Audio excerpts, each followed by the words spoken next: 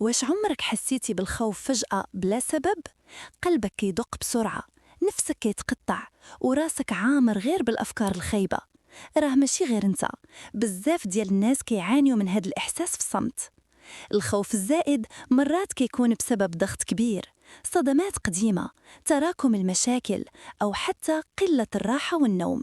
العقل ديالك كيبقى دائما في وضعية الخطر حتى إلى ما كان والو فعلا.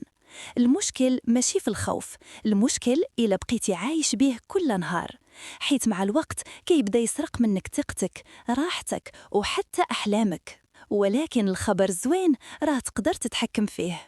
أول حاجة خاصك تبطأ تنفسك، تسمع لجسمك وما تهربش من الإحساس ديالك.